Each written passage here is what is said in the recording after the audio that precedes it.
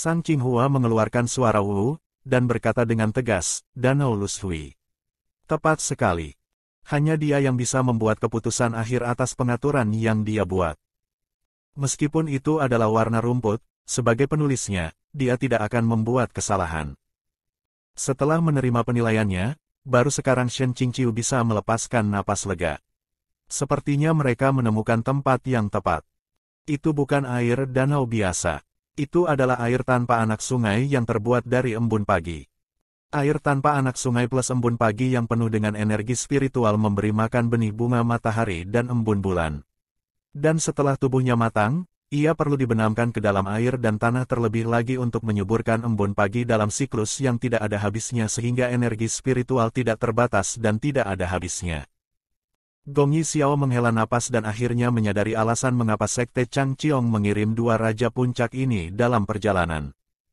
Namun, dia tidak mengerti apa pentingnya hal ini bagi mereka, jadi, dia malah merasa itu aneh.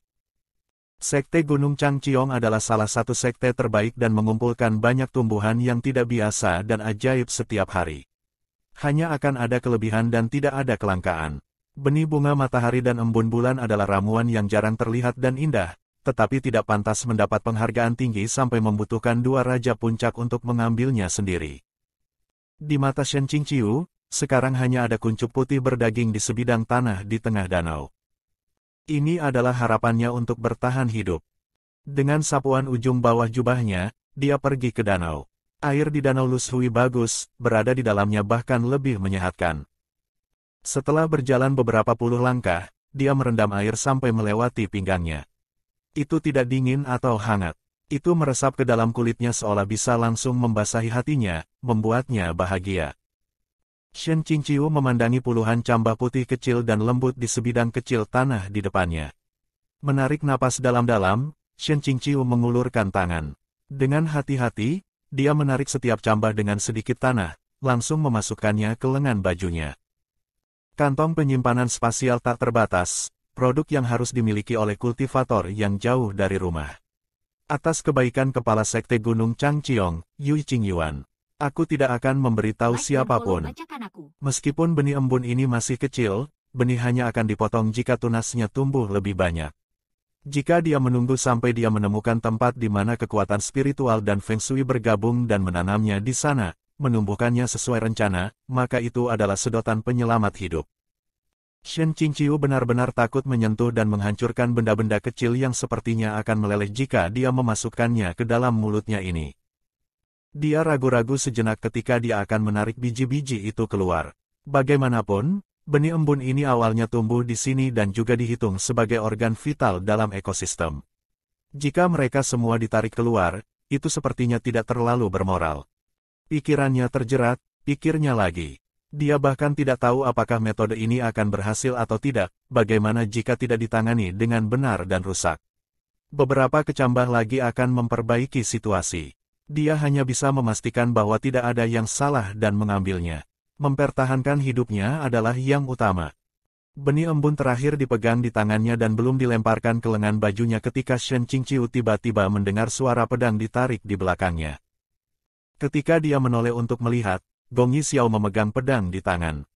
Dengan Sang Qinghua, mereka mendekat dan memfokuskan pandangan mereka padanya. Shen Qingqiu menahan napas. Tiba-tiba, benda panjang dan besar seperti ikan raksasa datang dari belakang, langsung menuju ke arah Shen Qingqiu. Wajah pucat dan kaku terbang dari kegelapan. Itu benar-benar makhluk yang selalu mengikuti mereka di sepanjang jalan. Pada saat yang sama, tangan Gong Yi Xiao membentuk segel pedang, pedang panjangnya terbang menuju benda itu secepat angin dan secepat kilat. Namun, makhluk itu cerdik dan lincah. Begitu upayanya untuk menyerang Shen Qingqiu gagal, ia tenggelam ke dalam danau dan tidak muncul. Itu mengaduk pasir dan tanah yang telah mengendap selama bertahun-tahun di dasar danau, mengubahnya menjadi kekacauan yang keruh. Gong Yi Xiao mengambil pedang immortal dan berkata, "Tetua Shen, cepat kemari." Shen Qingqiu benar-benar tersenyum, tidak perlu panik. Aku akan menangkap ikan untuk dimainkan. Dia berdiri diam di tempatnya dan tidak bergerak, perlahan-lahan mengeluarkan jimat mantra kertas.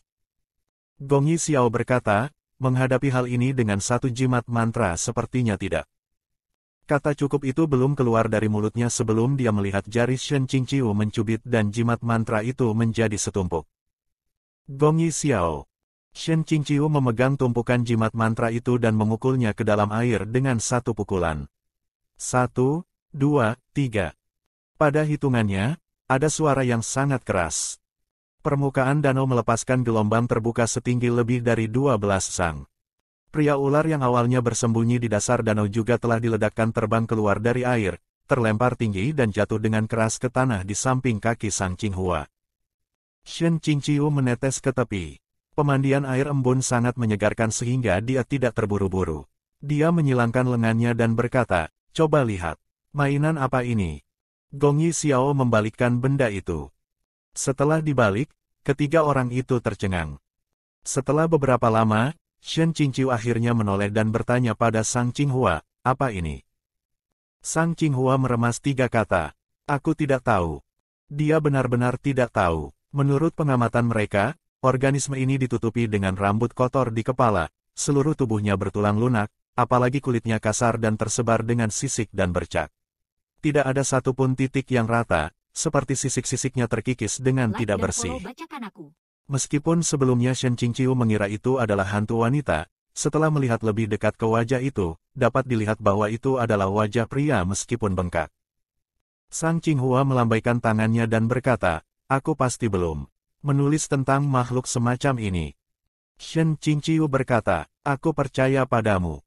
Jika karya asli mendeskripsikan makhluk semacam ini menggunakan lebih dari 50 kata, tidak ada alasan mengapa dia tidak mengingatnya."